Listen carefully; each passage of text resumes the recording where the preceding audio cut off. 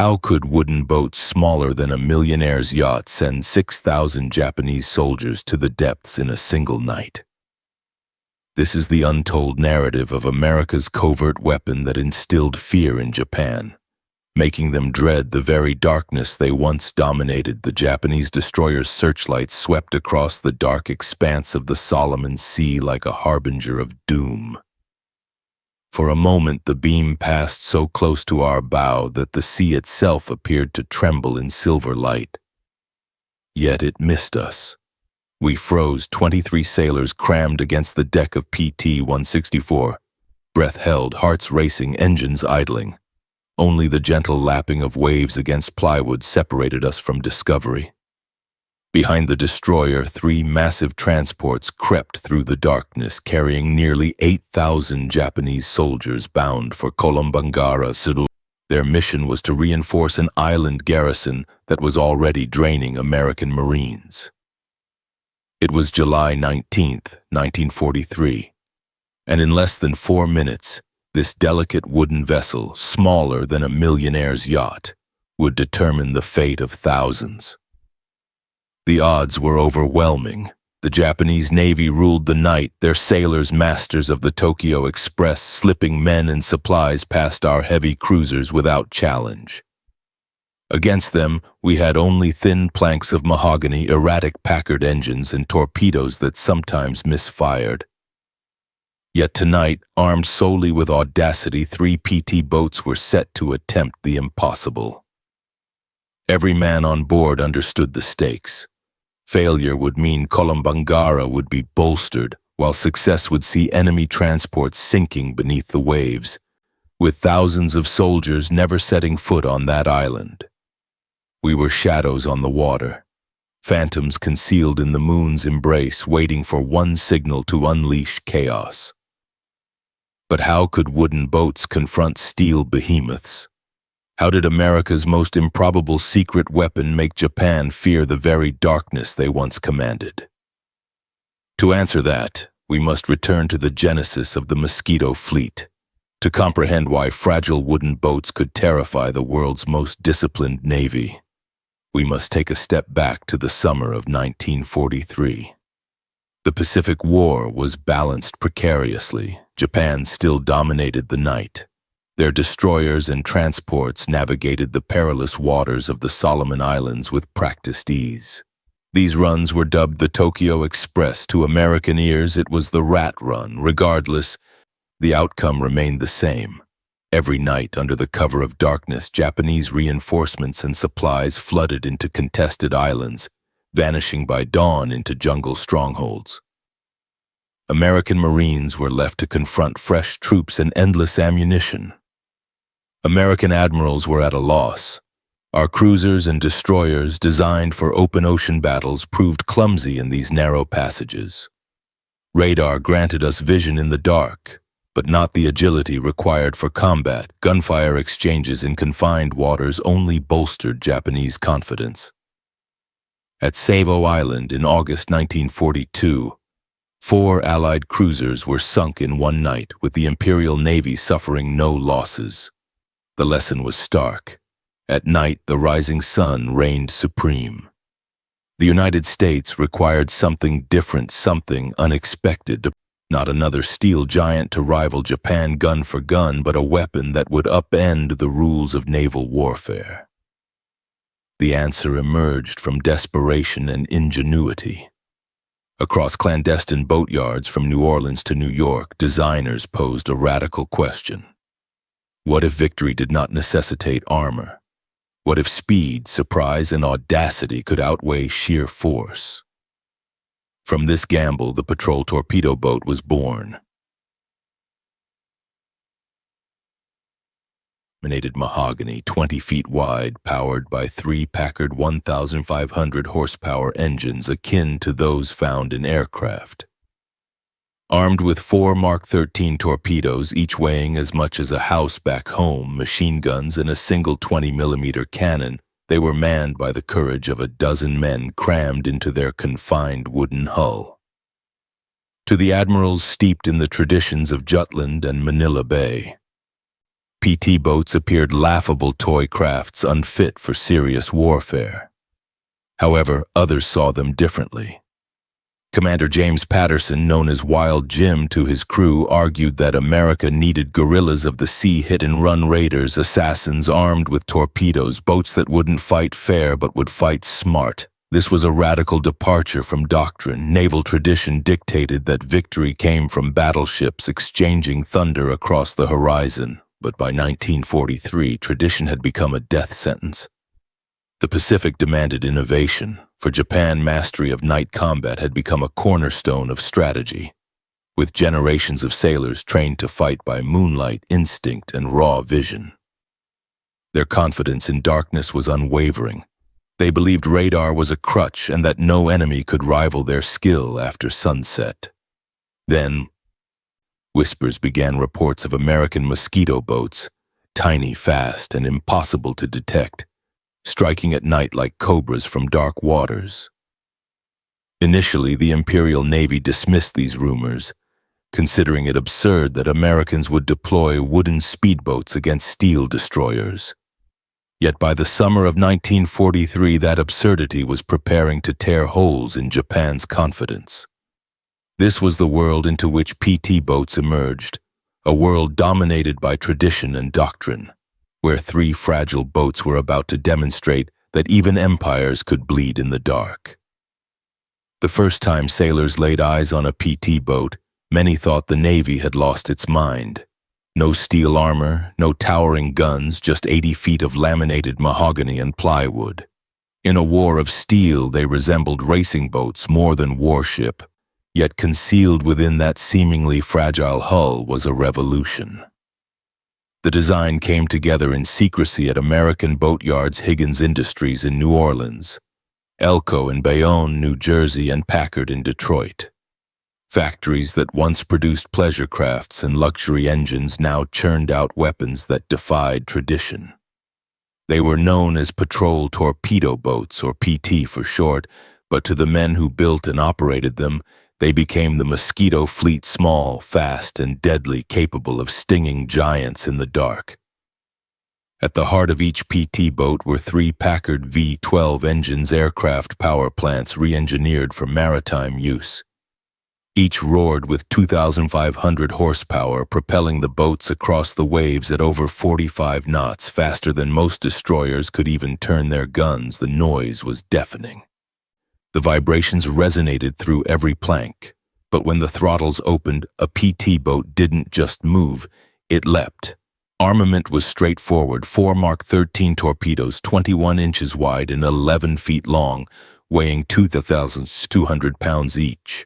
A weapon designed for destroyers, now secured to the deck of a wooden boat. Machine guns lined the sides, twin 50 calibers that spat fire into the night, and a single 20mm cannon for extra sting, enough to harass a giant long enough for torpedoes to finish the job. But firepower was only half the equation. The other half was the men. The Navy called for volunteers for hazardous duty, with casualty rates exceeding 50%.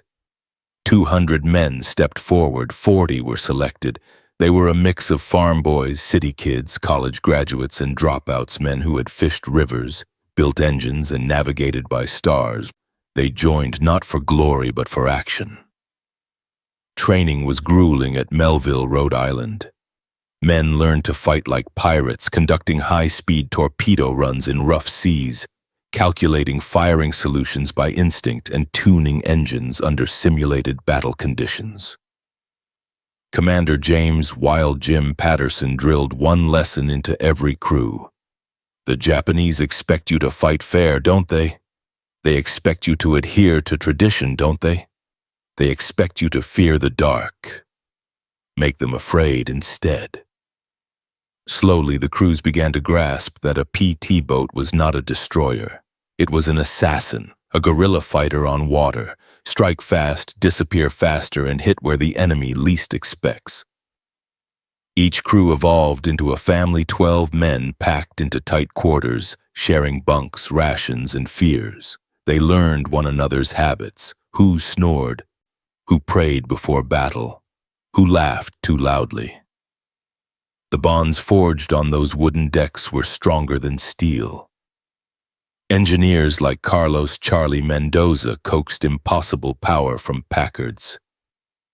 Mathematicians like Dutch Vanderberg calculated firing angles in seconds. Gunners like Patrick "Paddy" O'Brien polished each torpedo as if it were gold. Every man mattered. Every skill counted. On larger ships, a sailor might vanish among hundreds.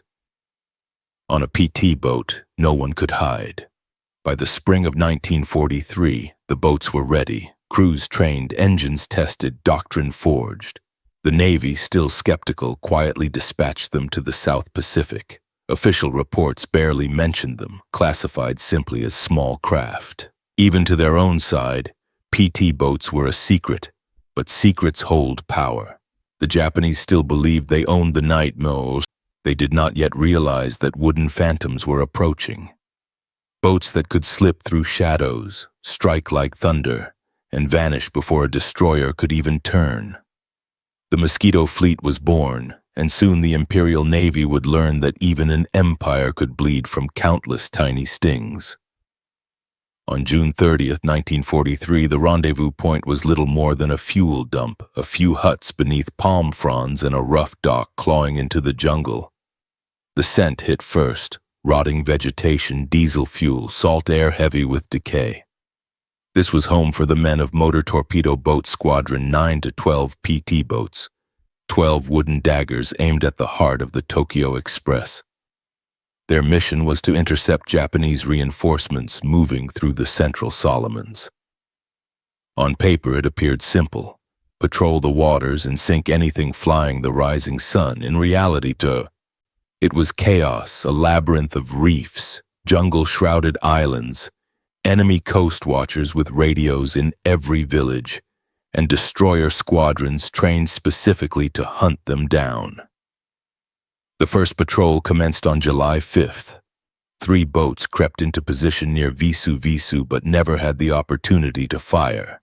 A Japanese float plane spotted their wakes. Moments later, 4 destroyers thundered down upon them, searchlights blazing. Shells churned the sea. PT-158 took a direct hit. 12 men were gone in an instant. The survivors fled through reefs for hours, engines screaming, hearts pounding. By the time they limped back to base, the lesson was etched into memory.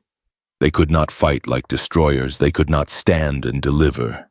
They would have to fight like ghosts. The days that followed were restless. Engines were tuned, guns polished, and torpedoes checked and rechecked. Crews practiced in silence, signaling by flashes of light, cutting engines to drift in the shadows. Every tactic was born of necessity, every adjustment paid for in blood. Life at the base was raw. Spam and powdered eggs for breakfast, coffee black enough to float a wrench. Saltwater showers that left skin burning, mosquitoes buzzing through every night. Yet morale held steady, for each man understood he was part of something different. Something secret, something dangerous. They slept in shifts, shared bunks, and played poker under lanterns that cast long shadows. Stories of home intermingled with jokes too dark for outsiders. Each man coped in his own way. Some prayed, some laughed louder than the fear inside. Some grew quiet, staring into the jungle, waiting for orders, and the locals became allies. Solomon Islanders risking execution if caught, paddling out in canoes with scraps of intelligence about enemy positions, convoy movements, and hidden anchorages. Without them, the PTs would have been blind. Remote Australian coast watchers relayed coded messages through the ether eyes and ears in the jungle, ghostly guardians whispering enemy movements into the night. Every evening, the men awaited the signal. Some nights it never came, others it arrived too late. Japanese convoys slipped through untouched, and the frustration was suffocating. They had volunteered for action, yet here they were sitting in silence, watching from the shadows, yearning for the chance to prove themselves. Then came the briefing on July 18th. Coast watchers reported a major convoy moving through Blackett Strait. 3 transports and 2 destroyers, elite Japanese reinforcements bound for New Georgia. This was it, the chance they had been anticipating. The squadron leader's words were clear. "Gentlemen, this convoy must not reach its destination. I don't care if you have to ram those transports, they go to the bottom tonight." As the sun bled into the horizon, the crews prepared. Paddy O'Brien ran his hands over the torpedoes, whispering promises to the weapons he treated like children. Charlie Mendoza tuned the Packards until they purred like tigers. Dutch Vanderberg plotted courses again and again, chasing perfection. Every man followed his ritual, every man carried his fear. At 20:30, they cast off lines and ventured into the dark 3 boats, PT-164, PT-168, PT-171. Engines muffled, guns tested, torpedoes primed. The sea was rougher than expected, waves slapping against hulls, but it provided cover. By 2300, they reached their ambush point. The moon hung low, shadows stretching across the water. They cut engines, drifted, and waited. The men lay still, ears straining, nerves taut. Every creak of wood, every splash of wave, every second dragged on. Then at 23:47, the radio crackled, a coast watcher's voice. 3 large ships, 2 escorts bearing 280, speed 18 knots, range 15 miles. The hunt was on, and the Mosquito fleet prepared to bare its teeth. At midnight on July 20th, 1943, the sea lay dark and restless off the north coast of Vella Vella. 3 PT boats drifted in silence, engines idling, crews waiting, eyes straining into the blackness. Then shapes appeared on the horizon. Initially mere shadows against the star field, then more massive silhouettes gliding forward. 2 destroyers led, with 3 transports lumbering behind and another destroyer guarding the rear. They moved in perfect formation, confident and unaware. Lieutenant Commander Arthur Mac McPherson whispered the plan. PT-168 would strike from port, PT-171 from starboard, and PT-164 would charge right up the middle, through the needle's eye between 2 steel giants. It seemed madness, but madness was precisely what the Japanese would never anticipate. "All ahead slow," Mac ordered. The boats crept forward at 5 knots, barely moving, letting the convoy come to them. At 2,000 yards, the sailors could hear it, the deep thrum of diesels, the groan of thousands of tons pushing through black water at 15 knots. At 1,000 yards, the command came 3 clicks on the radio. Engines roared from idle to full throttle. The PT boats surged forward, bows lifting, spray exploding around them. 40 knots into the jaws of the enemy, searchlights flared to life, blinding white light cutting through the night. The Japanese lookouts reeled in shock. They had expected submarines, perhaps destroyers, never this. 3 wooden phantoms charged headlong into their formation. Guns erupted. 25mm tracers raked the sea. Green fire clawed toward them, shells splashing mere meters from PT-164. But the boats were already deep within the formation, too close for the big guns, too swift for the search crews to track. Chief Petty Officer Tom Harrigan squeezed the triggers of his twin .50 calibers, unleashing fury. Tracers slashed across the bridge of a destroyer. Glass shattered, sparks flew. He held the line of fire until the barrels glowed red. "Fire 1! Fire 2!" Paddy O'Brien's torpedoes surged from their tubes, a white wake slicing through black water. At 600 yards, too close to miss, the first torpedo slammed beneath the bridge of a transport. The sea erupted in thunder, flames shooting skyward. The second struck midships, steel cracked as the ship broke its back, thousands of soldiers screaming as they spilled into the water. Behind them, PT-168 launched her spread. Both torpedoes struck the second transport loaded with ammunition.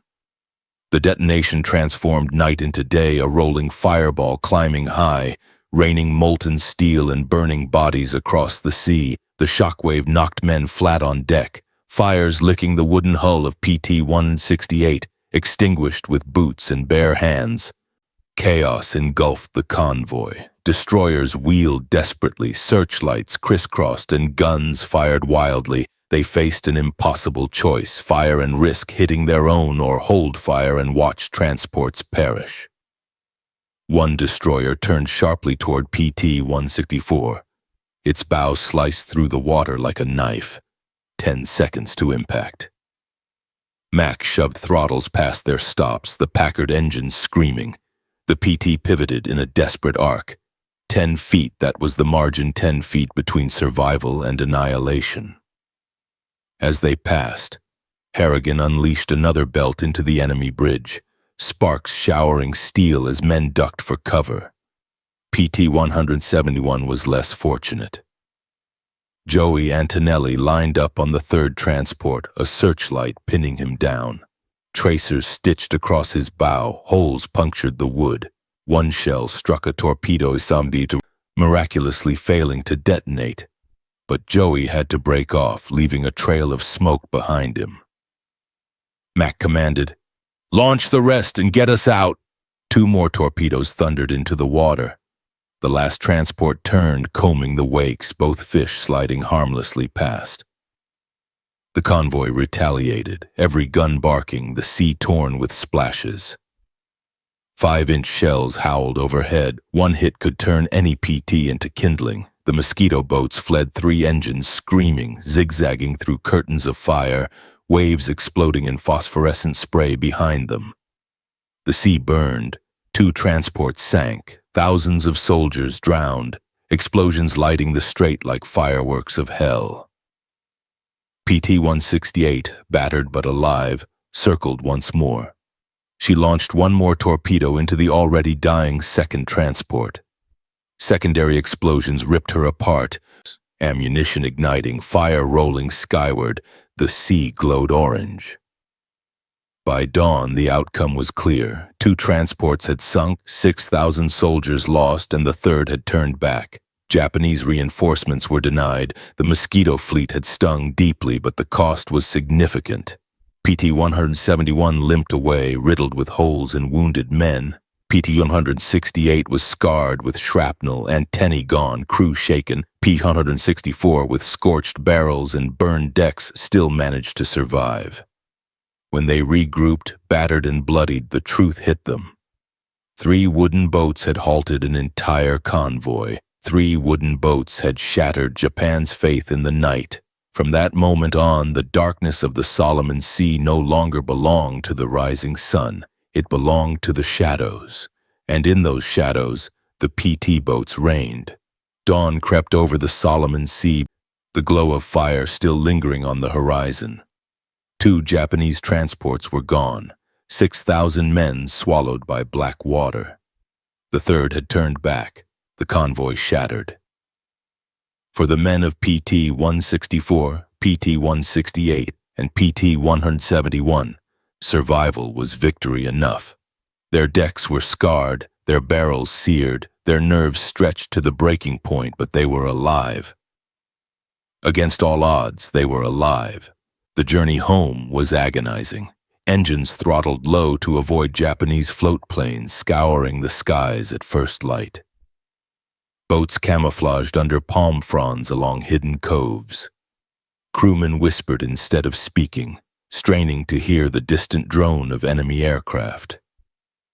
Hours dragged on. 3 hours stretched into 14 before they reached Rendova. Exhausted, hungry, victorious, debriefing was immediate. Intelligence officers demanded every detail: enemy formations, gun calibers, response times. Every scrap of memory became data for the Navy. What these crews reported would shape the tactics of every PT squadron that followed. Radio intercepts told another story. Japanese communications described new American secret weapons, high-speed torpedo boats appearing from nowhere and vanishing into the dark. The Imperial Navy, once the masters of night combat, was now uncertain. The shadows no longer belonged to them. The strategic impact was swift. Convoys grew larger but moved slower. Destroyer escorts doubled, then tripled. Searchlight-equipped float planes circled above night routes. Each adjustment meant fewer reinforcements reached garrisons, and every hesitation allowed American troops ashore to breathe easier. The psychological effects ran deeper still. Japanese soldiers waiting on island beaches watched the horizon for ships that never arrived. Hunger replaced confidence. Isolation replaced reinforcement. Offensives were canceled. Morale faltered. The myth of invincibility was shattered by 3 boats of plywood and courage. However, the cost was real. Within weeks, PT-176 hit a mine. All hands lost. PT-762 was caught dead in the water by Japanese destroyers and blown apart in daylight. Joey Antonelli of PT-171 was killed by a sniper at a forward base. By October, 7 boats from the squadron were lost. 73 men never returned. Yet the exchange rate was brutal in America's favor. For every boat lost, enemy convoys bled destroyers, transports, barges, thousands of troops who would never reach the battlefield, and every torpedo fired was measured not only in steel destroyed but in American lives spared on the beaches and jungles of the Solomons. The survivors bore scars, both visible and invisible nightmares of burning ships, the screams of drowning men, memories of staring into searchlights, knowing death was just a trigger pull away. Some men cracked, others withdrew into silence. Some laughed louder, drank harder, anything to push the darkness back. But all knew they had changed the war.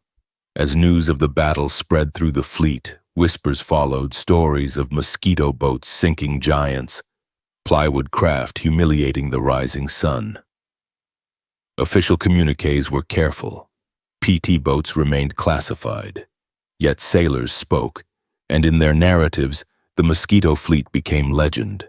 The Japanese would never again own the night so completely. Every supply run now carried fear with its cargo. Every shadow on the horizon could hide the sting of a torpedo. The aftermath of Blackett's Strait was not merely tactical. It was psychological, strategic. It proved that innovation and audacity could turn weakness into strength, proof that even in the darkest waters, courage could shine brighter than steel. As the sun rose over the Solomons that July morning, the men of Squadron 9 understood they had not just survived a night of fire. They had altered the balance of the Pacific War. The war continued. Battles grew larger. Names like Leyte Gulf and Okinawa filled the headlines. Yet in the shadows of history, the Mosquito Fleet left a mark no bomb or battleship could erase. For Japan, the fear never waned. Officers who once boasted of night-fighting supremacy admitted after the war that PT boats haunted their dreams. Submarines could be hunted, aircraft could be seen coming, but these wooden phantoms striking from nowhere and vanishing without a trace turned darkness itself into an enemy. That fear rippled outward. Every convoy slowed, every reinforcement delayed, every operational plan rewritten.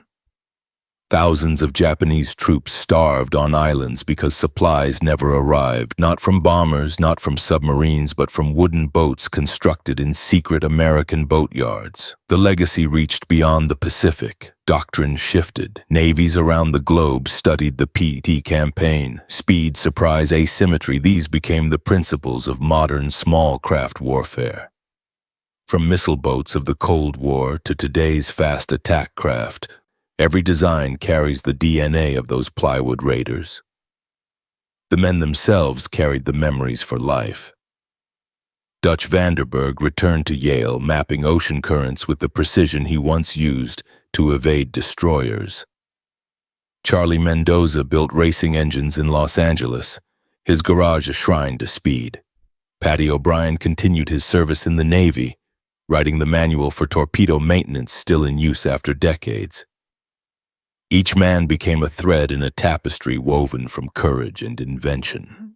To them, the boats were never merely machines. They were lifelines, coffins, homes, legends. They demonstrated that 12 men in plywood could alter the course of a world war. To America, the PT boats imparted a deeper lesson. Strength does not always equate to size, courage is not measured in armor, and innovation seized in desperate moments can bend the arc of history. When the last PT boat was retired in 1959, replaced by steel, missiles, and radar, the story could have ended. But it did not. The spirit of the Mosquito fleet lived on in every fast craft slipping through the night, in every raider striking where the enemy feels safest, in every audacious gamble on the battlefield of the seas. All carry the echo of July 1943, 3 wooden boats against an empire, 3 wooden boats that proved imagination could triumph over tradition. 3 wooden boats that made the rising sun fear its own shadows. This is the enduring legacy of the PT boats, not just ships sunk or convoys halted, but the reminder that even in the darkest nights, free men in fragile vessels can change the tide of history.